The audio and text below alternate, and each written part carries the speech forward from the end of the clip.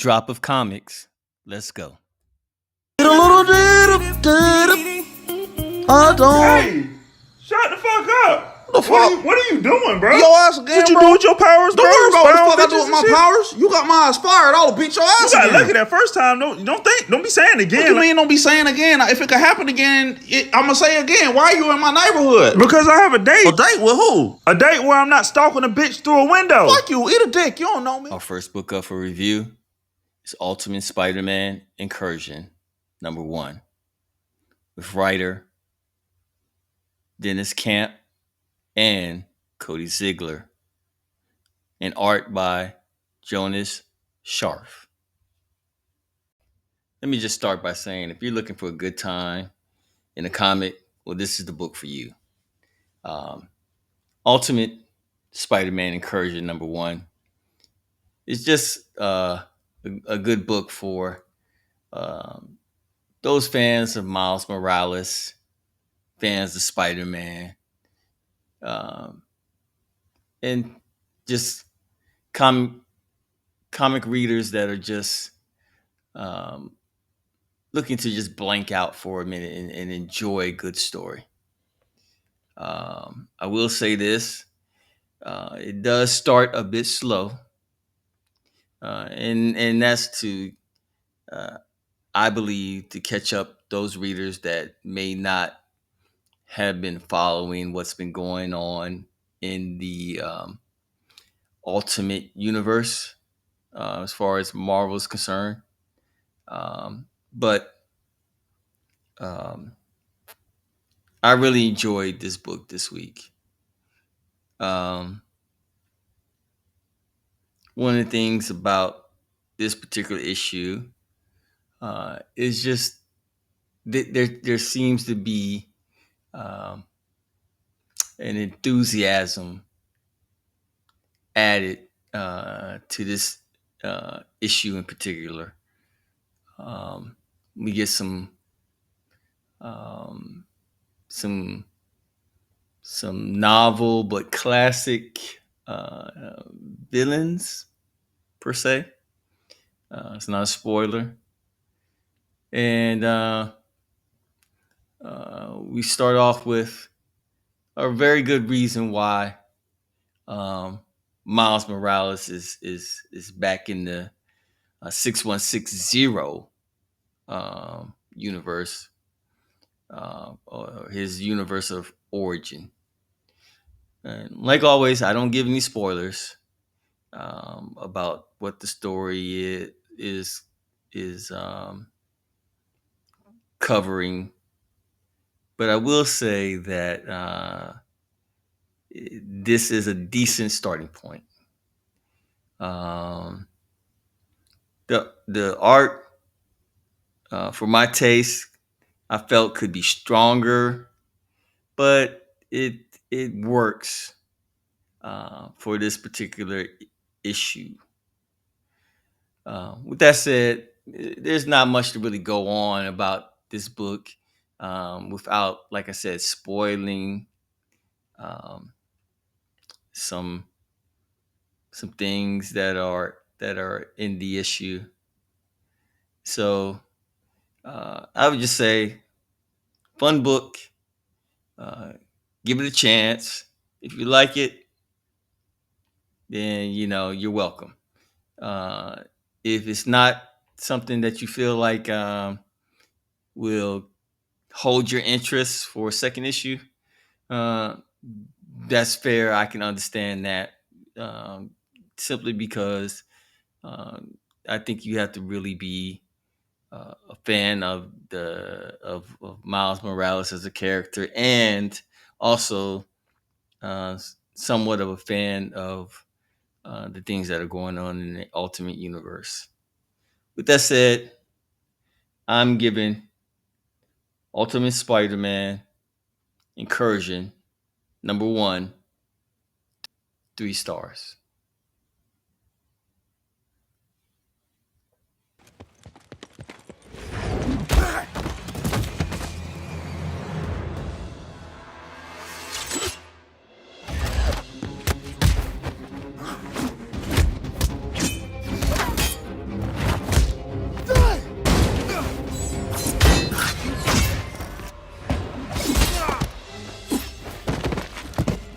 Next book up for review is Marvel Knights: The World to Come, #1, with writers Christopher Priest and Joe Quesada, with art also by Joe Quesada. Where should I start with The World to Come? This book had a lot of conversation surrounding it upon release. I guess I'll start with a few little details, just overall about the book. Um,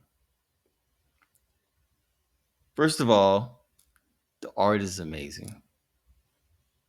Cannot say enough about how well drawn and how Joe Quesada's style is just so uniquely remarkable when it comes to drawing or depicting um, T'Challa, the world of Wakanda, and all that entails.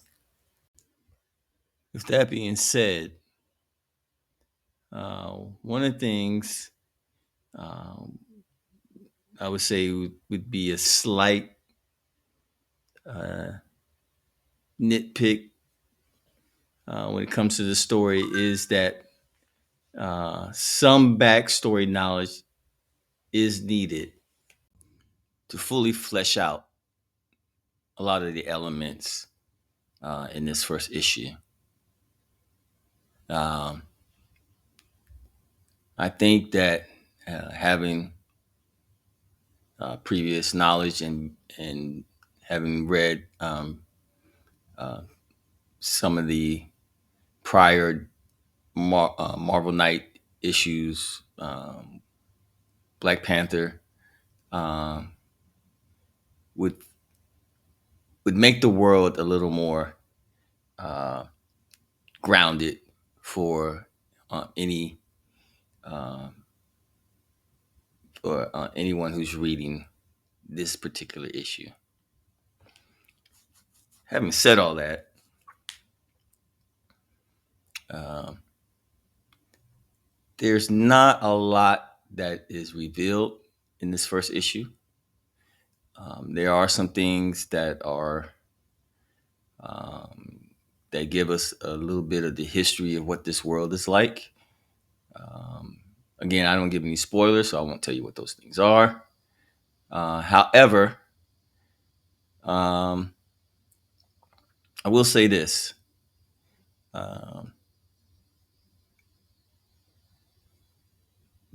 Whatever priest has in mind or is cooking up as far as the direction for where um, this this series will go, um,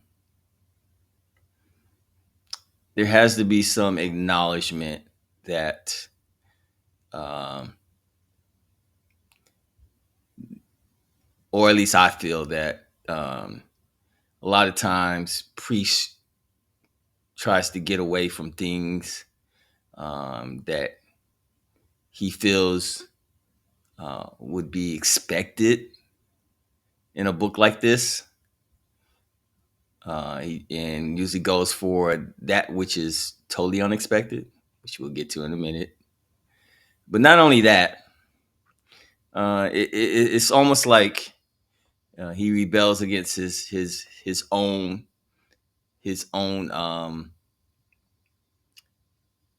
um, what is it his own writings, if that makes any sense.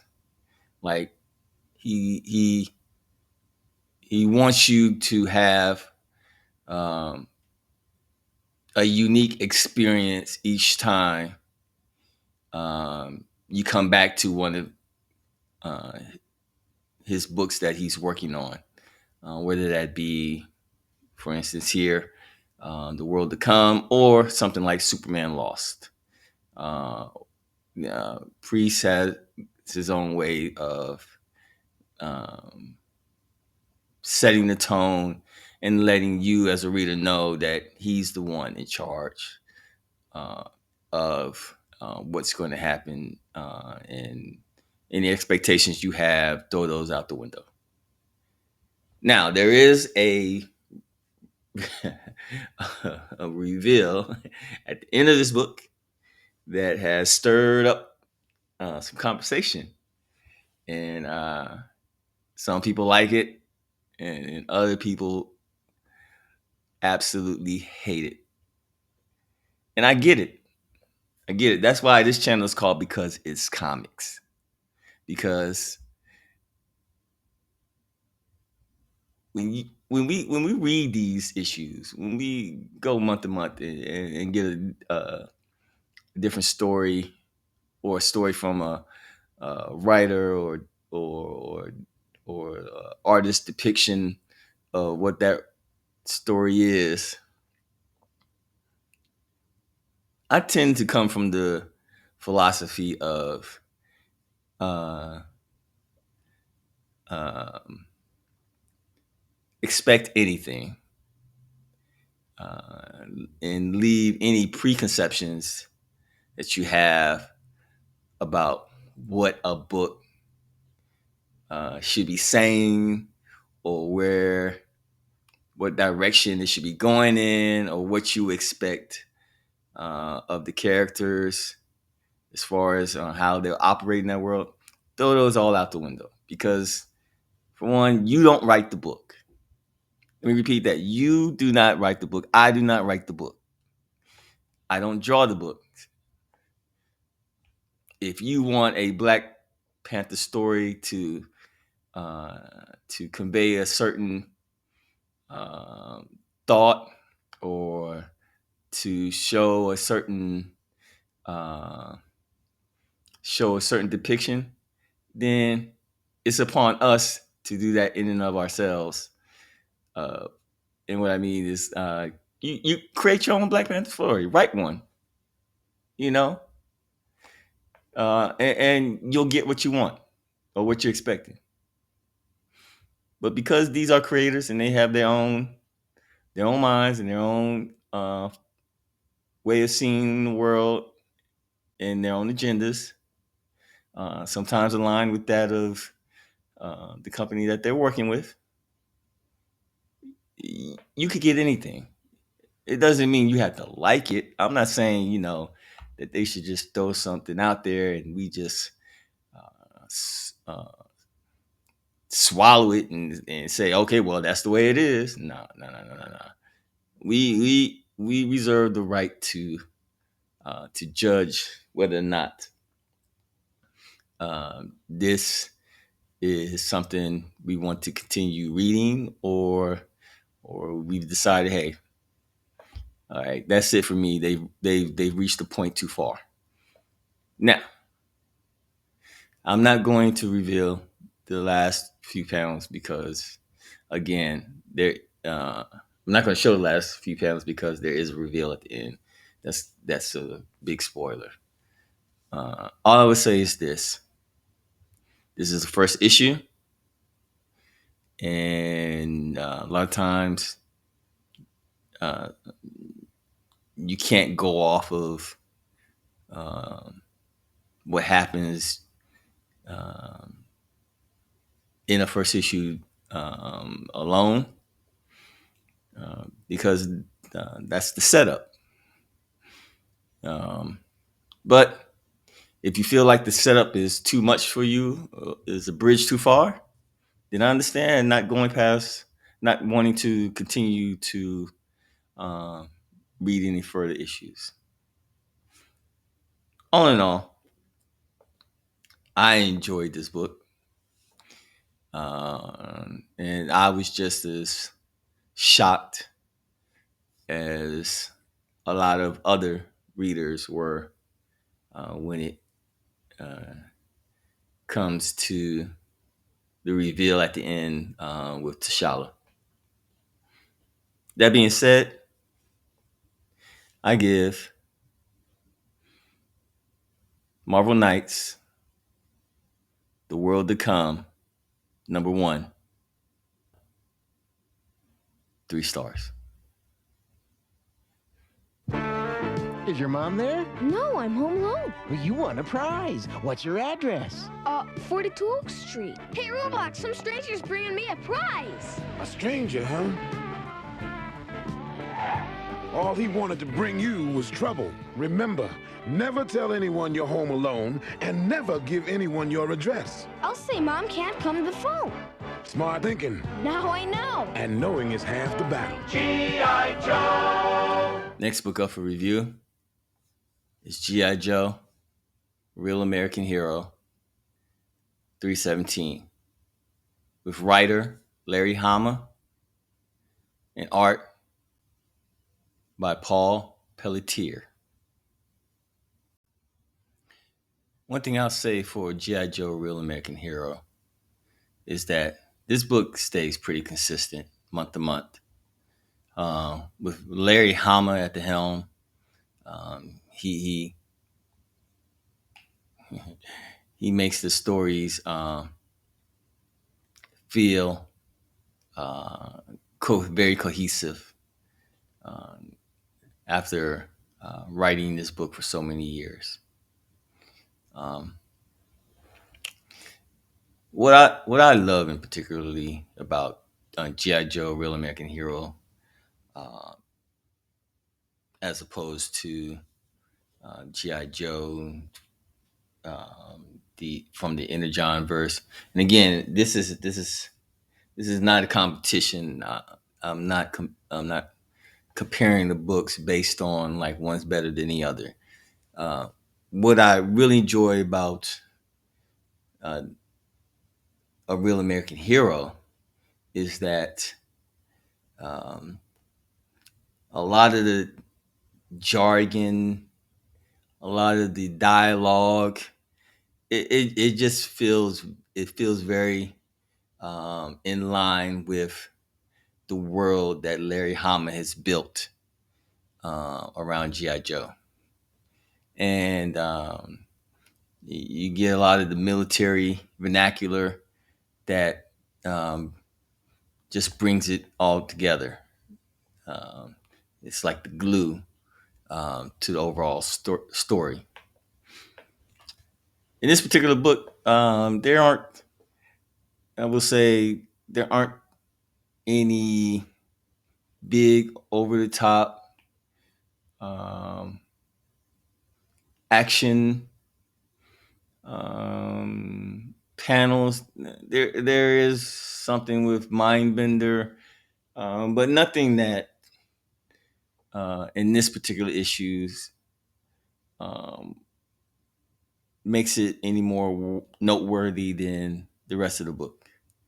Um, I just love this book because, again, it's a very, it holds a very nostalgic place um, in in in my readings, and I just enjoy seeing what Hama is going to do each month with these characters, because he has such a vast array of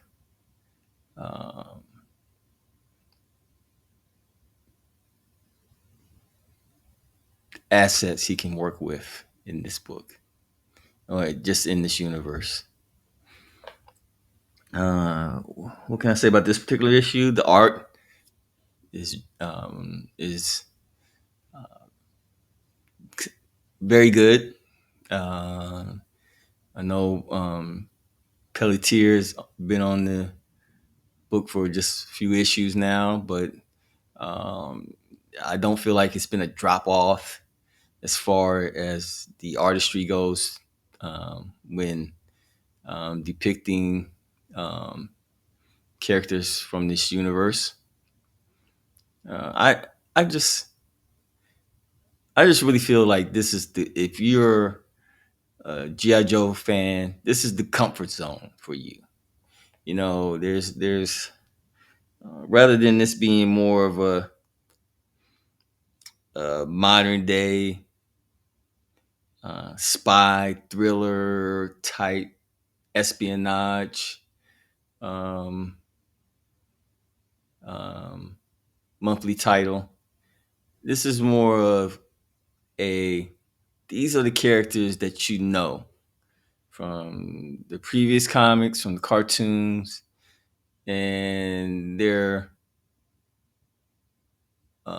evolution over time, um, um, and how they're um, being presented through Hama's vision. Oh no, I can't knock this book. This particular issue, nothing great, but it's not terrible either. Um, I don't want to give, I hate to say a lukewarm review, but it's it's adequate for right now. Again, I think he just ended an arc and is about to embark on a new one, and so this is part of um, this particular issue is part of um, building uh, the next um, the next plot to come. With that said, I'm giving G.I. Joe, A Real American Hero, issue 317, 2 stars. Black, y'all, and I'm black, y'all, and I'm blacker than black, and I'm black, y'all, and I'm black, y'all, and I'm black, y'all, and I'm blacker than black, and I'm black, y'all. I'm blickety black, blacker than black, I'm blacker than black, yo, because I'm black and I'm back. Yo, I'm black and I'm black, y'all, and I'm blacker than black, and I'm black, y'all, and I'm black, y'all, and I'm black, y'all, and I'm blacker than black, and I'm black, y'all, and I'm blickety black, black. Next book up for review is Absolute Green Lantern #3, with writer Al Ewing and art by Janoy Lindsay. Just a heads up, this review may have a little rant included with it, uh, simply because of this particular issue. When the Absolute Universe was announced, um, I was a bit hesitant about DC doing their version of what I considered a Marvel's ultimate type of um, comics line. But I've actually been surprised by many of the books that have come out underneath that Absolute title. Absolute Batman has been great. Absolute Wonder Woman is just killing it. Absolute Superman has actually been pretty decent as well. And Absolute Martian Manhunter. I mean, I can't say enough about that book. And Absolute Flash has been all right so far. So when it came to Absolute Green Lantern, and when I heard that the characters that were going to be part of that storyline, uh, mostly centered around black protagonists John Stewart and Joe Moline, I was excited for the book. But now we're 3 issues in. My initial review of the first issue was that the story felt like it was slow in its start, and that I felt the pacing needed to be uh, worked on. When the second issue came out, again, I still had problems with the pacing of the story that Ewing was trying to tell. Now we're in the third issue, and I don't feel like this book has made any more progress as far as me as a reader, in my eyes, from where we were at the first issue. Alien comes out of the sky, erects a dome around this town, and that was the first issue. So I'm not giving a spoiler. And we're still there. We're still in the same place. And at this point, I feel like Al Ewing is playing in my face, for lack of a better way of saying it. I feel like this story is not, that he has not fully fleshed out the plot of where he's going with this book. And maybe it's because he's working on so many books now between Marvel and DC. But I just feel like this book is like, when it comes to his attention, is last on this list. I don't feel like I know any more about how these characters have,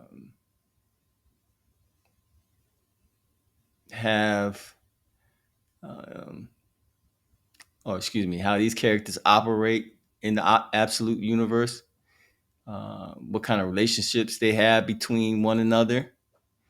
I just feel like there's familiar names thrown out there, and that the book, especially this issue in particularly, feels aimless. The impression I get is that, Ewing is trying to reveal each little detail slowly but surely, but it doesn't work for the number of panels that he has, because some of this stuff, are readers that are legacy Green Lantern fans that know a little bit about the lore of Green Lanterns already know this stuff, and I get maybe this book is aimed towards you newer readers as well, but still, a lot more could be fleshed out in this story. Like there's things like, again, with the dome being erected around this town, what's really happening? What's going on? What's the social order like in that town? I have no idea. Again, he focuses on these few characters, and it's not really anything that's really in depth that I feel like move the story along. And so I'm really going to need Al Ewing to figure out what he wants to do with this particular book. And I know you're saying, like, who am I? No, but I mean, any reader, it's like you spend so much on these issues each month, and you expect a certain quality to the stories that you're getting. And I know that Ewing is capable of writing terrific stories. That's not the problem. The problem is that this book feels like it's neglected, and that he has been neglectful and what he's been doing as far as the absolute Green Lantern universe is concerned.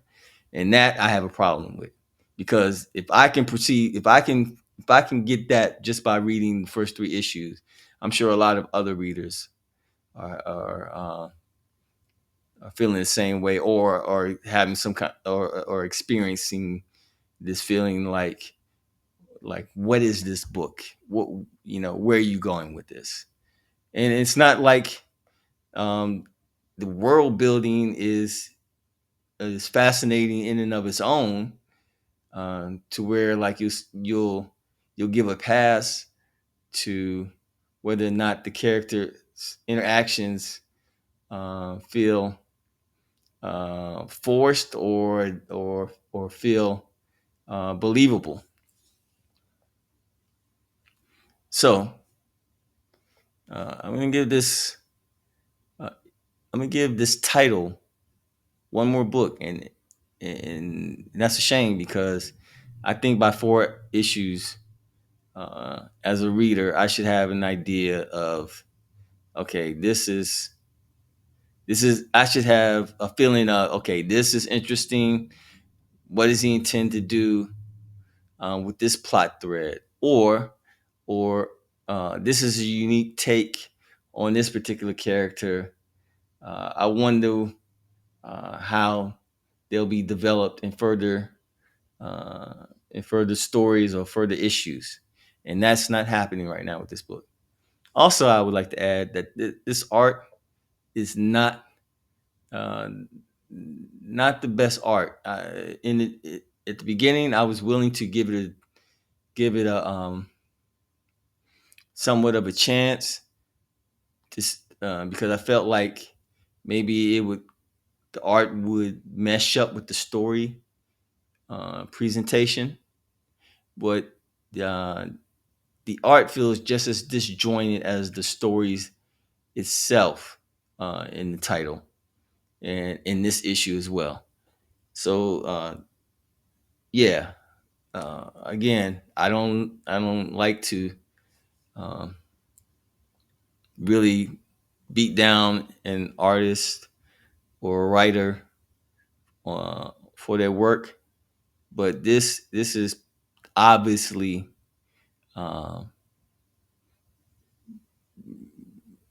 lacking, knowing what um, Ewing is capable of and has been capable of in previous titles. Do better. With that said, I'm giving Absolute Green Lantern number 1 star. I regret this.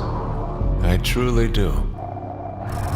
It was my hope that this meeting would be about trade and treaties and other matters that predominantly concern the bringing together of our empires. But that will have to wait. Because there can be no union when there are people in this room who seek the death of those who sit beside them. There has been murder done, regicide, and it was one of you.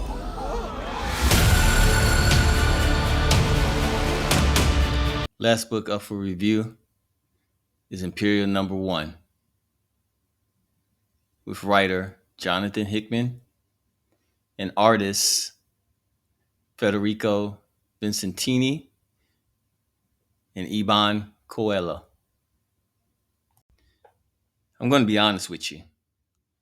I wasn't intending to review this book. Um, Nothing about it seemed like it was very appealing for me, excuse me. Um, even the name um, made me less enthused about what this book was going to be, or what I thought it was going to be. But I'm glad that I took a chance with this book, because I'm here to tell you, uh, I believe the hype is going to be real with Imperial. uh, with Jonathan Hickman at the helm of the writing. Um, and of course, he's beloved for the X-Men, for all you X-Men fans out there, the Krakoa age and everything. But um, this particular issue has garnered my interest. I am intrigued about what this story uh, is going to entail, what it's going to depict. Uh, there have been um, sayings, or people have been saying that this is going to have an effect on the overall Marvel universe. We'll see if that remains uh, true or not, or if that is true. Um, However, um, this book uh, actually surprised me this month. I say that because although familiar with some of Hickman's work, I read Gods, um, and of course, his run on the X-Men, um, and the Ultimate Spider-Man, and Ultimate Universe, and all that kind of stuff. Um, Hickman has at times um,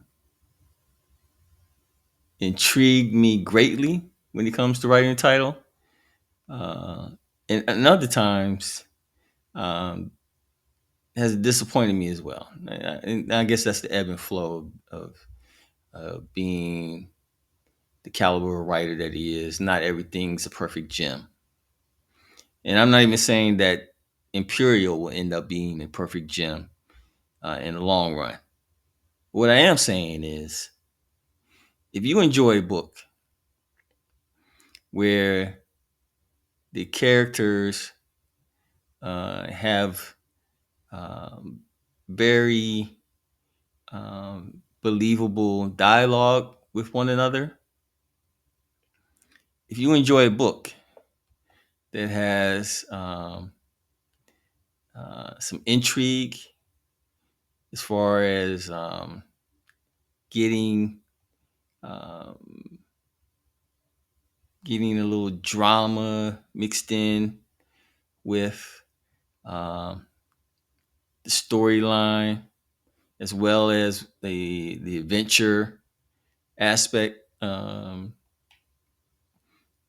the title. This first issue of Imperial checks those boxes. A way for me to sum this up is that Imperial is an intergalactic political whodunit story, at least upon first impressions, that had some very significant um, factions in the Marvel universe involved in the plot.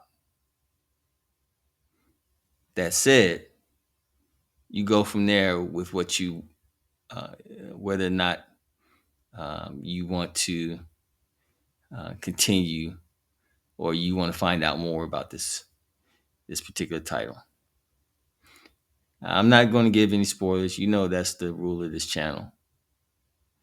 I will say that the art looks magnificent.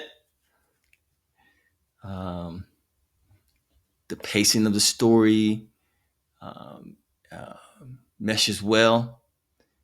It You don't feel like there's a doldrum or a lull at any point. in this particular issue. I forget how many pages there are in this issue, but it's a long uh, it's a longer story, longer book than I guess what we get in a regular monthly title books. But I never got the feeling that, man, how much more is there to go, or how much longer is this story? I never had that impression, never got that feeling. Each panel I felt was more interesting than the last, and constantly building, constantly giving me as a reader uh, more things to think about, or to ponder upon, or to look forward to on the next page. There's a lot in this issue, and I'm just gonna say, um, so far, so far, the hype is real. We'll see if that remains the case. This could change, but uh, this I put it like this: this is one of the few titles where I did not um, feel that the increased price on the book was not, I don't want to say it was warranted, but it didn't make me feel like I was being uh, uh, um, run for my pockets. Uh, I felt like I got my money's worth as far as this issue is concerned. Unless, I don't know if that will be the case for all the other issues and at the same price, or even if they're all going to be the same price going forward. But check it out. Imperial, #1. I'm definitely giving this one, and because it's the first issue, uh, the only reason this is the only reason I'm not giving it 5 stars. I'm giving it 4 stars. Uh, so yeah, pick it up. If you enjoyed the video, please hit that like button and subscribe for more content. Don't forget to ring that notification bell so you never miss an update. Let me know in the comments what you thought of the video and what you'd like to see me cover next. And always remember, if you find yourself asking, why they do that? It's because it's comics, man.